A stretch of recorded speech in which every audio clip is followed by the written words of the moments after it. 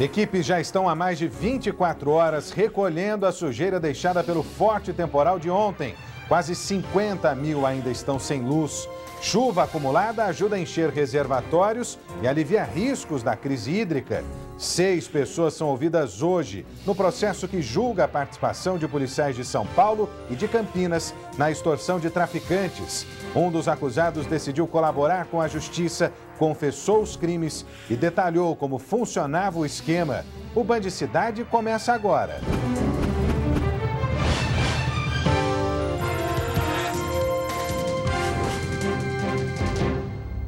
Boa noite. Campinas e região amanheceram hoje sob os impactos do temporal desta terça-feira, que teve ventos de quase 100 km por hora.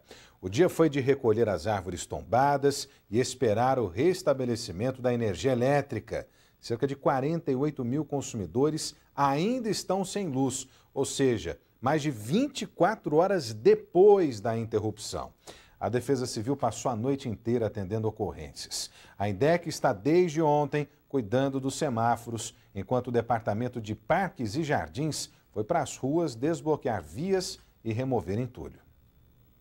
Ventos de 98 km por hora e precipitação de 68 milímetros, 4 acima da média histórica para o mês inteiro. Uma combinação que deixou marcas por toda a região.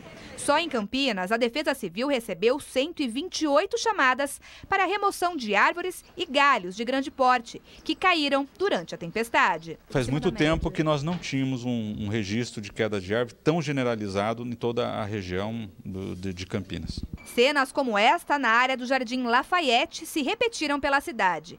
Árvores que não resistiram e acabaram levando ao chão os postes de energia. O trabalho da prefeitura está focado em limpar a cidade.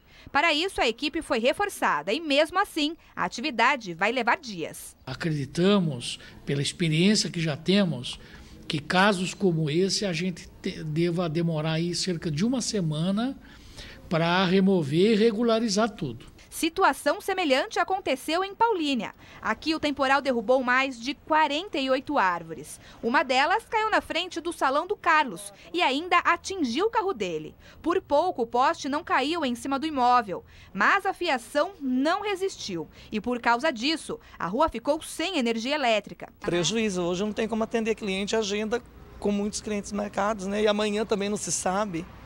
Tá? Fica nessa indecisão, né? Fica nessa indecisão. Agora é a árvore ao lado que preocupa. Depois da tempestade, ela ficou torta e pode cair a qualquer momento. O temporal ainda deixou muita gente sem energia elétrica na região. Aqui no Jardim Noêmia, em Campinas, boa parte dos moradores está sem luz desde as 7 horas da noite de ontem. E os prejuízos já começaram a aparecer. Nilda está sem eletricidade na casa. Ela ainda não se acostumou a ficar sem luz e muito menos sem televisão. Com a geladeira desligada, os alimentos podem estragar. 2 peixes do aquário já morreram porque o sistema de oxigenação não está funcionando.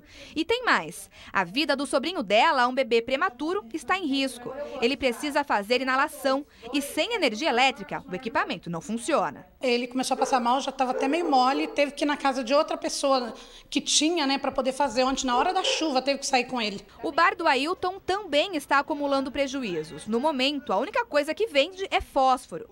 As geladeiras estão cheias de cervejas e refrigerantes, mas cliente que é bom, nada. Assim quebra a gente. Já não tem muito cliente que o bairro é devagar. Aí acontece isso, a cerveja esquenta, não sai. Até às 11h30 da manhã de hoje, mais de 107 mil pessoas estavam sem energia, segundo a CPFL Paulista. Tanto a dona Nilda quanto o Ailton fizeram várias ligações para a empresa.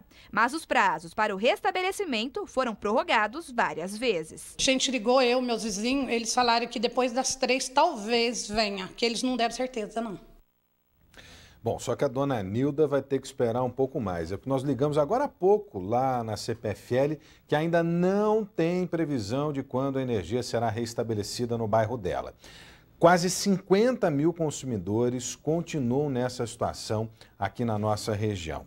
Por falar nisso, olha, outras cidades da região também tiveram quarta-feira dia de limpar a sujeira e consertar estragos causados pelo temporal. Em Piracicaba, 11.000 residências amanheceram sem energia elétrica nesta quarta-feira. Segundo a CPFL, a chuva intensa de aproximadamente 20 minutos provocou descargas atmosféricas e ventos fortes que danificaram a rede de distribuição. Logo após o temporal, a empresa contabilizou 73 mil pessoas sem luz na cidade. Segundo a prefeitura, 41 árvores caíram em vários pontos da cidade. Em Bragança Paulista, a tempestade provocou a queda de 36 árvores e danificou 3 casas. Esta escola municipal teve parte do teto destelhada e vidros quebrados.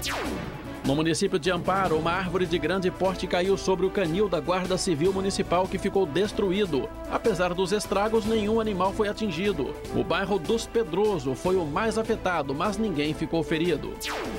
Em Nova Odessa, 6 postes caíram na estrada do Barreirinho, que faz a ligação com Santa Bárbara do Oeste. O tráfego foi interrompido, mas ninguém ficou ferido. Casas foram destelhadas pela queda de granizo. Algumas pedras de gelo chegaram ao tamanho de um limão. Bom, temporal que varreu a região, os rios também estiveram próximos de transbordar. Passado o perigo, a Defesa Civil agora se preocupa com as próximas chuvas que chegam antes do fim de semana. E a atenção estará voltada para os cursos d'água e também para os deslizamentos em cidades como Amparo e Pedreira, onde os riscos são maiores. Apesar dos transtornos, o temporal trouxe um pouco de alívio para o sistema hídrico que enfrenta a pior crise da história. O nível dos rios aumentou e dá gosto de ver. No rio Atibaia, a vazão chegou a 39,9 metros cúbicos por segundo. O índice é o maior do ano até agora. Por causa do temporal, alguns pontos do rio Atibaia atingiram a cota de extravasamento. Isso significa que, por pouco, a água do manancial não transbordou. E se há alguns dias a preocupação era com baixo nível do leito, agora o problema é que, se voltar a chover com a mesma intensidade de 2 anos atrás, alagamentos e enchentes podem sim voltar a acontecer. Muito bom para a questão da crise hídrica, mas em compensação para os riscos relacionados a deslizamento e desabamento, ele passa a ser uma preocupação bastante acentuada. Algumas cidades entraram em estado de alerta por causa do alto índice pluviométrico. Paulínia, Sumaré, Montemor, Santa Bárbara do Oeste, Piracicaba, Pinhalzinho, Limeira, Bragança Paulista e Atibaia receberam um volume expressivo de chuva. Em Amparo e Pedreira, a situação é um pouco mais grave. O solo encharcado pode causar deslizamentos de terra. O Horizonte anuncia que mais chuvas estão por vir e daí é preciso ficar atento e procurar se prevenir dos possíveis problemas que podem acontecer. A orientação que nós passamos pela Defesa Civil é que as pessoas, nesse momento, façam a manutenção das calhas, principalmente das vielas sanitárias, as prefeituras, principalmente, intensificar a questão das bocas de lobo, para que a gente possa ter aí um verão mais previsível para enfrentamento de situações de chuva. Agora, uma situação curiosa, né? Por falta de planejamento, não há reservatórios aqui nas cidades da região. E toda a água que caiu, está no curso dos rios, vai embora sem poder dar garantias ao cidadão diante da crise hídrica que nos assola desde o ano passado. E no final da tarde, a Defesa Civil informou que as cidades citadas aí na reportagem saíram do estado de atenção e que, por enquanto, não há mais riscos. Olha, a forte chuva desta terça-feira também alterou a paisagem do rio Tietê e interditou um dos principais pontos turísticos da cidade de Salto. O leito do manancial ficou coberto por uma espessa camada de espuma que transbordou no trecho que passa pela cidade de Salto. O rio teve aumento de vazão, alterou a cor da água e a lama negra atingiu o asfalto. A Avenida Castro Alves, próximo ao complexo da Cachoeira, ficou interditada. Moradores relataram que o fenômeno já ocorreu outras vezes, mas não com tamanha intensidade. De acordo com a Secretaria de Meio Ambiente do Estado de São Paulo, a força da correnteza e a queda d'água remexem a água do Tietê e toda a sujeira que está no rio vem à tona.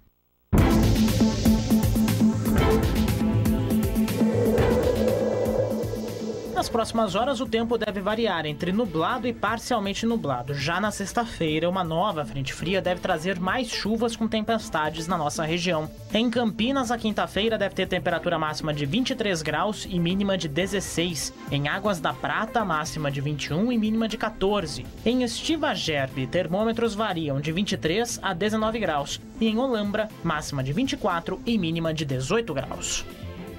E olha, ao menos uma boa notícia em função do temporal. Em Casa Branca, a notícia é excelente, viu? Por causa da grande quantidade de água, o racionamento, retomado no final de agosto, foi suspenso pelo menos até sexta-feira.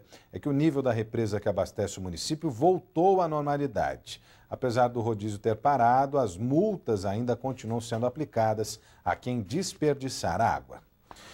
E a seguir, depoimentos no Ministério Público marcam um processo que julga crimes de extorsão cometidos por policiais de São Paulo e Campinas.